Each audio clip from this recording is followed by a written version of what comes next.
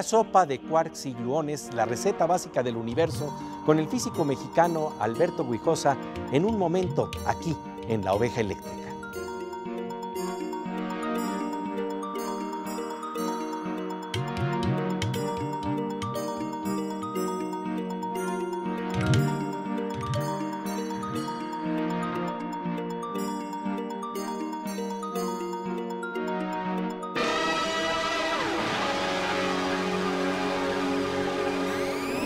Bienvenidos a La Oveja Eléctrica, a las geometrías sorprendentes de la ciencia y el pensamiento aquí en Canal 22. Hoy hablaremos con el físico Alberto Guijosa sobre la receta básica del universo. ¿Cómo se cocina? ¿Cuáles son sus ingredientes? ¿Qué está detrás del polvo de estrellas de este pastel cósmico? ¿Qué tal, Pepe? ¿Qué tal, querida Silvina? Un gusto encontrarnos. Fíjate que tal parece que la receta aún no cuaja del todo. El problema es que la harina del universo es tan pequeñita que se puede imaginar mediante dos modelos, como si estuviera hecha de puntitos o como si estuviera hecha de cuerdas. Y además se trata de una receta que tenemos que deducir. El problema es que hay ingredientes secretos que no podemos apreciar para entender los sabores más finos y sutiles del universo. El doctor Alberto Guijosa, del Instituto de Ciencias Nucleares de la UNAM, con posgrado en la Universidad de Princeton, nos interna en los niveles más básicos de la materia.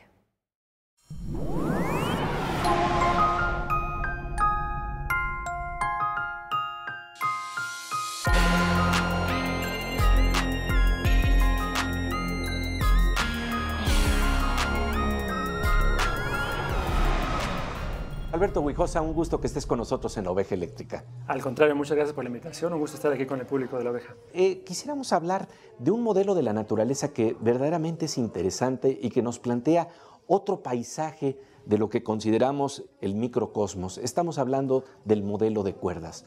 Háblanos precisamente de esta forma de explorar el universo.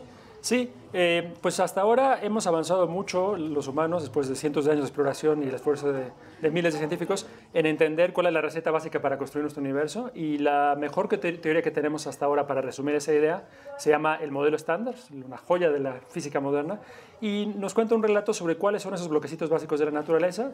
Los detalles ahorita no importan, hay un cierto zoológico ahí de bichos que tenemos identificados, que hemos comprobado que existen allá afuera, cosas como los electrones y demás. Son los bloques que llamamos partículas elementales, en efecto, y en particular son entonces los componentes más chiquitos de los átomos y por tanto de todos los objetos que vemos a nuestro alrededor. Pero ahora, en nuestras teorías más modernas, más comprobadas y demás, hasta ahora en el modelo estándar, esos bloquecitos básicos, esas partículas elementales, las pensamos tal cual como partículas, o sea, como puntitos, como si fueran como pequeñas caniquitas.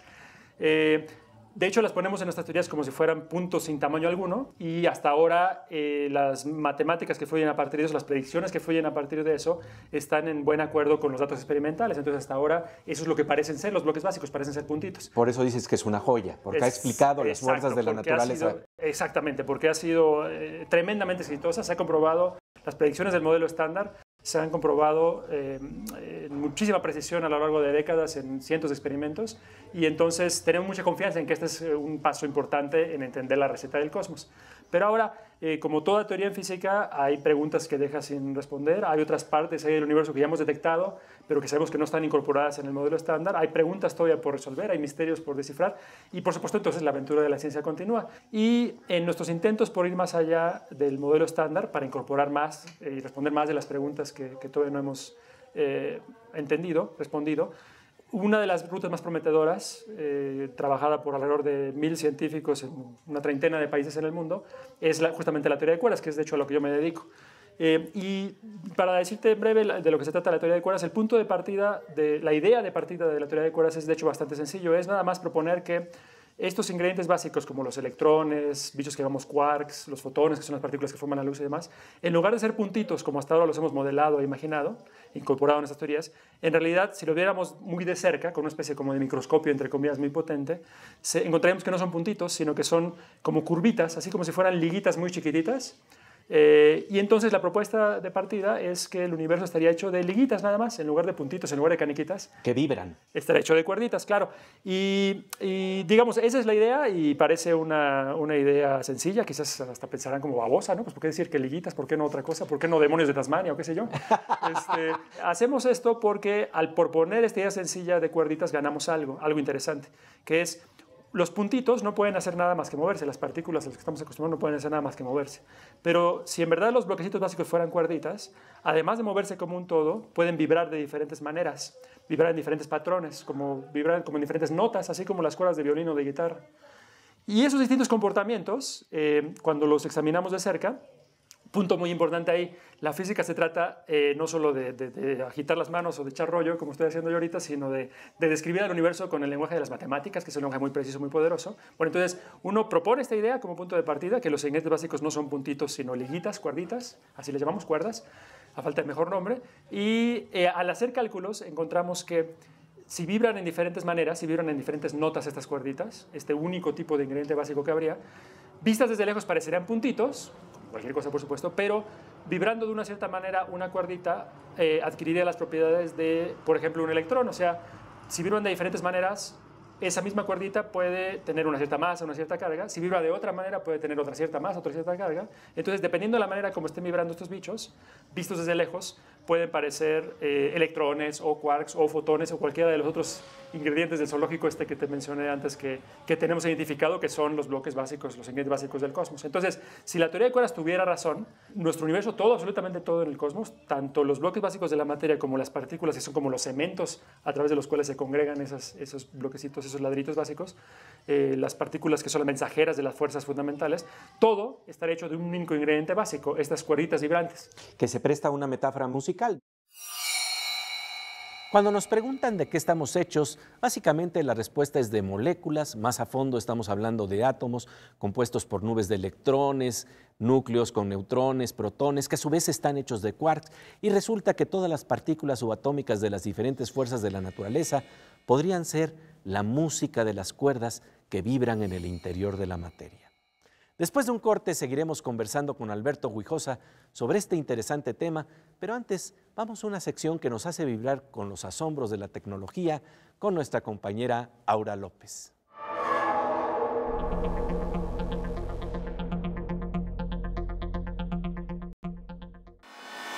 Querida Aura, como siempre un gusto encontrarnos aquí en La Oveja Eléctrica. Gracias, Pepe. Oye, ¿se puede programar la intuición? Es decir, sabemos que en los juegos con inteligencia artificial pues se han logrado hazañas en las que las máquinas le ganan en ajedrez a los seres humanos, pero hay juegos de intuición que parecen imposibles de ser rebasados por las computadoras, ¿o no?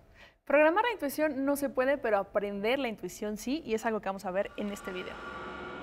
Como bien lo dices, ya han existido juegos en donde la inteligencia artificial supera al hombre, pero en el caso del Go, que es un juego que tiene más de 2.500 años de antigüedad, la diferencia del Go con el ajedrez es que tiene billones de jugadas, entonces no es algo que puedas programar así tan fácilmente. Este juego consiste en ir ganándole territorio al oponente, rodeándolo con piezas, que en este caso son piedras de color blanco y negro.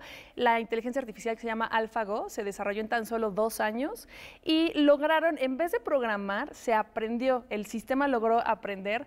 Lo que hicieron es que en el sistema empezaron a enseñarles jugadas curadas por expertos, y el sistema empezó a aprender solito de sus errores a través de ensayo y error. Fue así como logró desarrollar una especie de intuición, que eso es básicamente la innovación en este caso. Lo triste es que de 5 partidas la inteligencia artificial ganó 4, pero lo bueno es que el coreano Lee Sedol, que es un campeón, uno de los campeones mundiales en este juego, derrotó a la inteligencia artificial en una partida. Entonces sí fue muy interesante esto, y definitivamente lo que viene en cuanto a inteligencia artificial sí creo que nos va a dejar boquiabiertos en los próximos años, y no en unos años tan lejanos, ¿eh? Estamos hablando de simulacros de la intuición.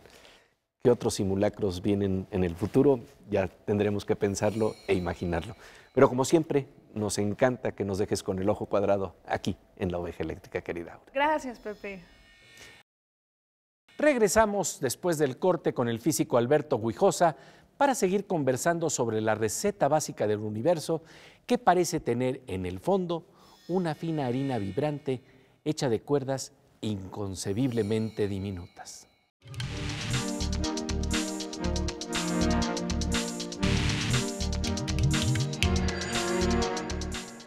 Como de rayo, estamos de regreso en La Oveja Eléctrica con el tema de los ingredientes básicos del universo que resuenan hasta el fondo de nuestros huesos, en donde parece vibrar la música de unas diminutas cuerdas. El físico Alberto Guijosa, quien labora en el Instituto de Ciencias Nucleares de la UNAM, señala que la teoría de cuerdas proporciona un marco para entender de manera unificada todas las fuerzas de la naturaleza. La más difícil de integrar era la comparativamente débil fuerza de gravedad.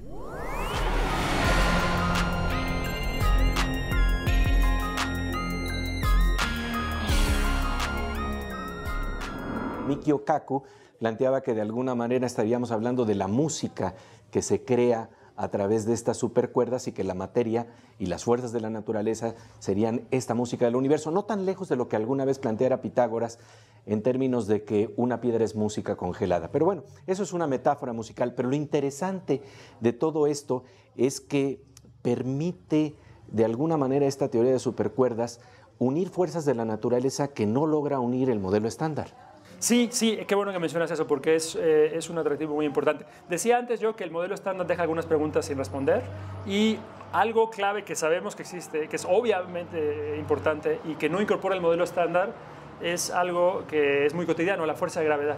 La fuerza de gravedad fue la primera fuerza que descubrimos, es la fuerza con la cual batallamos todos los días para levantarnos de la cama, entonces nos es muy obvio que está ahí, y sin embargo el modelo estándar hace como que no existe. Y la razón es que, contrario a lo que nos puede parecer en la vida diaria, la fuerza de gravedad es muchísimo más débil que las fuerzas que son responsables de congregar a los ladrillitos básicos en materia, en objetos macroscópicos. Eso parece raro decirlo, porque de nuevo la gravedad es la fuerza más obvia, pero cuando quiera que detenemos algún objeto, si yo detengo ahorita mi brazo de esta manera, sabemos que lo que está pasando es, por un lado, la fuerza de gravedad pretende jalar mi brazo hacia abajo. ¿Y qué es eso? Lo que es la fuerza de gravedad es una fuerza con la que la Tierra entera está intentando jalar a mi brazo hacia abajo. Y yo estoy luchando contra la Tierra entera con dos deditos, sin problema alguno, sin sudar siquiera, estoy ganándole a la Tierra completa. ¿Cómo es que yo hago esta proeza? Pues porque la Tierra está utilizando, todas las enormes número de partículas que tiene la Tierra está utilizando la fuerza de gravedad, y yo por el contrario, con mis dos deditos nada más, estoy usando la fuerza que llamamos fuerza electromagnética. Entonces, esta es una ilustración, cuando quiera que recogemos algo del suelo, o si usamos, quizás más nítido aún, recoger un clip del suelo con un imán, apenas el imancito le está ganando la Tierra completa, usando en ese caso la fuerza magnética. Bueno, esa es una ilustración muy vívida y tan cotidiana que la damos por vista, o sea, no tomamos en cuenta, de que la gravedad de hecho es millones de veces literalmente más débil que las fuerzas que son responsables de congregar la materia. Y entonces el modelo estándar lo que hace es incorporar a las fuerzas que son como los elementos para armar la materia. Esas las entendemos muy bien a nivel microscópico, entendemos su origen. Pero a nivel de los experimentos que hemos hecho hasta ahora para entender la conformación de la materia, la fuerza de gravedad es tan débil que no pinta, entonces la podemos ignorar. En los niveles microscópicos, mientras que a nivel macroscópico, por supuesto, con la teoría de la relatividad de Einstein, sí está incorporado en el modelo, pero en el nivel microscópico no. Claro, eso es importante. En realidad, la única razón por la cual nos es tan obvia la gravedad es porque vivimos junto a esta masa enorme, esta colección enorme de partículas que es la Tierra. Entonces, el efecto de la gravedad es acumulativo y cuando juntamos suficiente materia, tanta materia como un planeta o una galaxia, se vuelve muy evidente la gravedad. Pero para la fuerza electromagnética no es necesario juntar tanta materia, es tanto más potente que apenas en pedacitos de materia ya sabemos, mis puños chocan por efecto de la fuerza electromagnética, rebotan por eso. Bueno, entonces, el modelo estándar no nos da una explicación del origen microscópico de la gravedad. La gravedad, como bien dices, la entendemos bien a nivel de cosas grandes. Eso gracias a Einstein, a esta teoría que muchos consideramos la más bonita de la física, que es la relatividad general. Así es. Eso funciona muy bien, pero lo que no sabemos es, hasta ahora, sigue siendo un misterio, cuál es el origen microscópico de la gravedad, que sí entendemos para el caso de las otras fuerzas. Y entonces, esa búsqueda ha sido una búsqueda difícil por varias razones durante muchos años. Es la búsqueda de lo que los físicos llamamos una teoría cuántica de la gravedad, o sea, una teoría que incorpore las extrañas leyes que operan en el mundo microscópico, que llamamos la física cuántica. Y regresando al punto inicial, una gran virtud, quizás la mayor virtud que tiene la teoría de cuerdas, es que esta idea inocente de pasar de puntitos a liguitas, a cuerditas, increíblemente, ese paso, a la hora que uno lo describe con las matemáticas, con este lenguaje poderoso, sin haberlo mandado pedir, de los cálculos surge que una de las maneras en que puede vibrar las cuerditas siempre les da las propiedades adecuadas para que vista desde lejos parezca lo que llamamos un gravitón, que son llamamos gravitón a las partículas que serían las mediadoras, las portadoras, las transmisoras de la gravedad a nivel microscópico. Entonces, en automático, de a gratis, sin haberlo mandado a pedir, la teoría de cuerdas nos da un muy buen candidato para describir a la gravedad a nivel microscópico. Y eso es muy interesante, no solo porque es una tarea pendiente, sino porque entender la gravedad a nivel microscópico es una tarea conceptualmente muy profunda. En nuestro entendimiento de los ingredientes y fuerzas básicas de la materia, las cuerdas abren la posibilidad de asomarnos a la gravedad en escalas diminutas. Después de un corte, seguiremos conversando con el doctor Alberto Guijosa sobre el tejido más fino de la naturaleza. Pero antes, vamos a la sección Aguas con el hacker con el doctor Morsa, el físico Manuel López Michelone.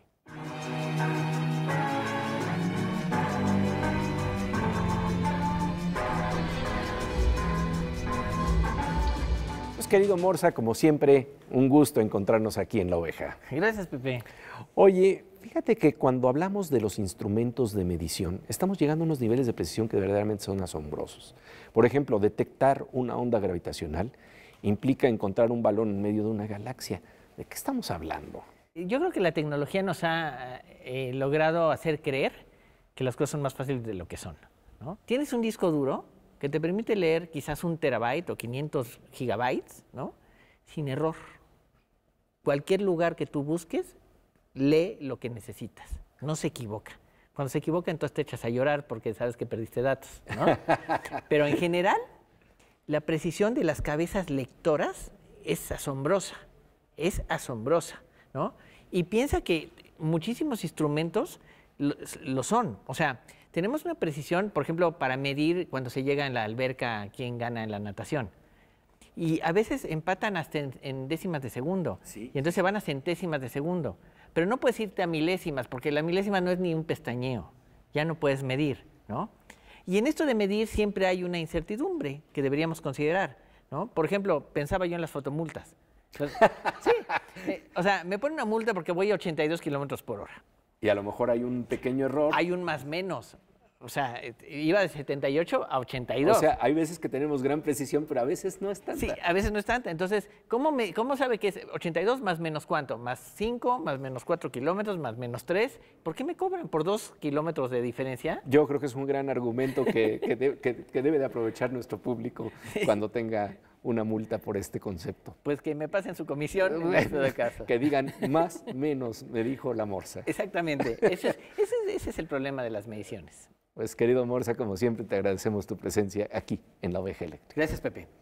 Regresamos enseguida a La Oveja Eléctrica, en donde estamos hablando de la receta básica para crear el cosmos.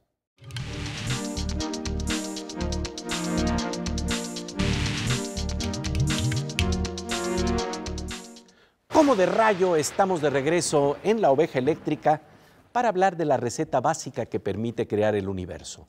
Estamos examinando uno de los ingredientes secretos que generan la materia, unos huequitos diminutos como de queso gruyère en el tejido del espacio-tiempo, unos huequitos dinámicos que implican la investigación de cómo opera la gravedad en el nivel cuántico. El físico Alberto Guijosa señala que entendemos la gravedad a nivel macroscópico, pero no es fácil saber cómo se integra en el nivel de partículas subatómicas. Los ingredientes de la fuerza de la gravedad no están muy claros dentro de la receta que permite cocinar el pastel del cosmos, desde lo más pequeño hasta lo más grande.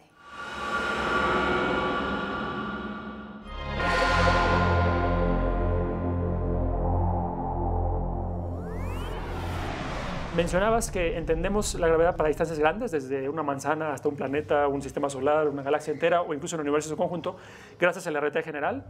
Y ahí lo que Einstein nos enseñó, por más sorprendente que pueda parecer, y por más increíble que pueda parecer, es que la gravedad se origina del hecho de que el espacio y el tiempo, distinto a lo que pudiéramos pensar normalmente, que son como un escenario rígido, en realidad tienen como vida propia, o sea, danzan, se distorsionan. Invisibles. Exactamente, se distorsionan, se deforman, se curvan, se pandean, dependiendo de qué les pongamos encima. Entonces es un escenario más interesante que lo que pensaba Newton. Y la gravedad no es otra cosa más que la manifestación de esa vida propia que puede tener el espacio y el tiempo, esa distorsión que puede tener el espacio y el tiempo. Sí, cuando estamos hablando de una masa como del tamaño del Sol, sí estamos hablando de una hendidura en el espacio-tiempo que además se puede ya calcular y que tiene efectos que son visibles al plantear que la luz se desvía precisamente por esa hendidura, como si estuviéramos hablando de un colchón en donde el peso enorme del Sol crea una hendidura. Exactamente, esa es justamente la intuición, esa es la idea que fluye a partir de las fórmulas de Einstein. Y entonces nos acaba contando una idea muy distinta de la gravedad que la que nos contó Newton y la que nos enseñaron todos en la escuela. No es que el Sol a 150 millones de kilómetros de alguna manera alargue ahí un brazo invisible y jale la Tierra hacia el Sol con la fuerza de gravedad y por eso es que se desvía la Tierra y orbita, sino que sucede justamente lo que mencionabas, el Sol, por el mero hecho de estar colocado ahí en el espacio y el tiempo, lo distorsiona.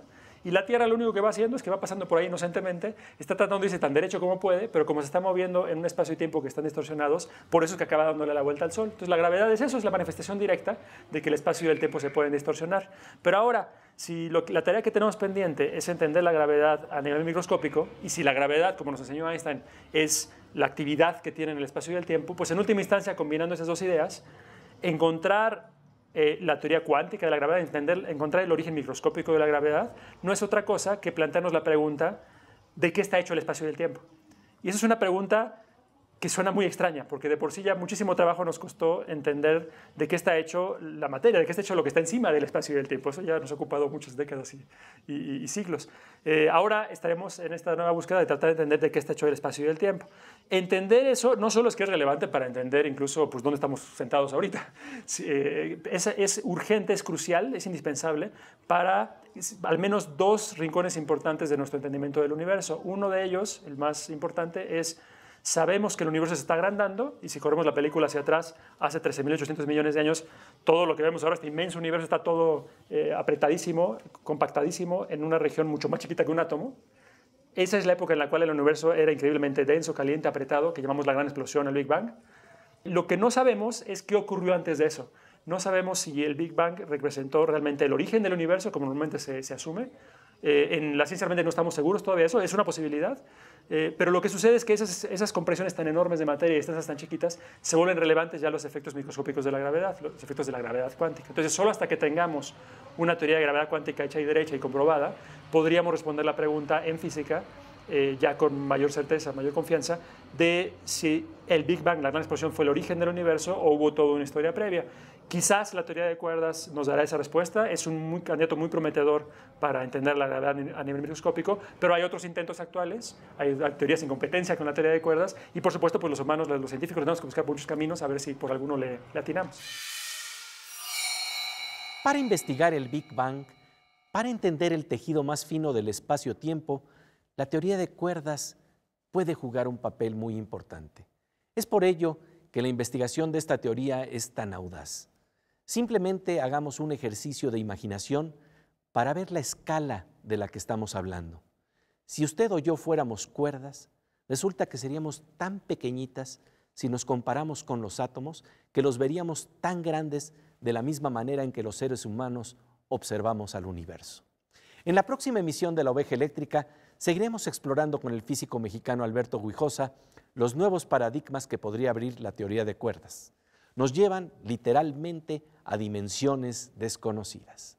Y hablando de misterios, pasamos una sección que nos abre al misterio de la belleza en la ciencia con nuestra querida compañera Miriam Moscona.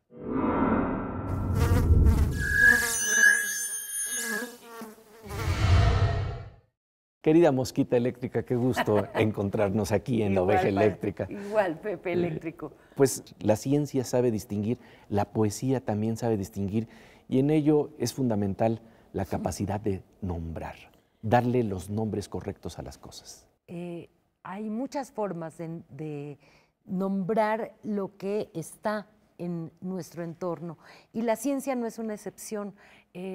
Hay también distintos nombres para nombrar las nubes. Y hoy vamos a hablar de las llamadas nubes mastodónticas, acompañadas de un poema de Borges, Nubes eléctricas. Exactamente.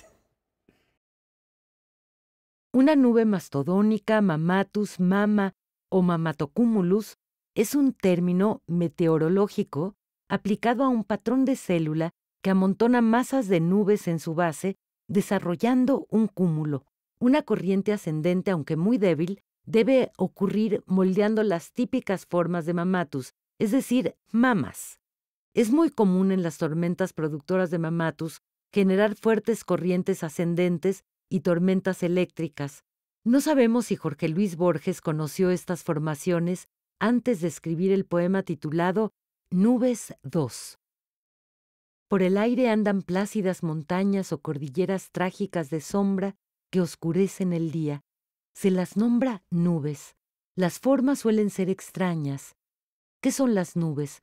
¿Una arquitectura del azar? Quizá Dios las necesita para la ejecución de su infinita obra y son hilos de la trama oscura. Quizá la nube sea no menos vana que el hombre que la mira en la mañana. Las nubes de todos los tiempos, las nubes de los tiempos de Borges, vuelven a ser convocadas aquí, en La Oveja Eléctrica, en la voz de nuestra querida compañera Miriam Moscona. Pues si quieres, Pepe, ahora vamos a ver la música que surge en la sección Cantos Cuánticos.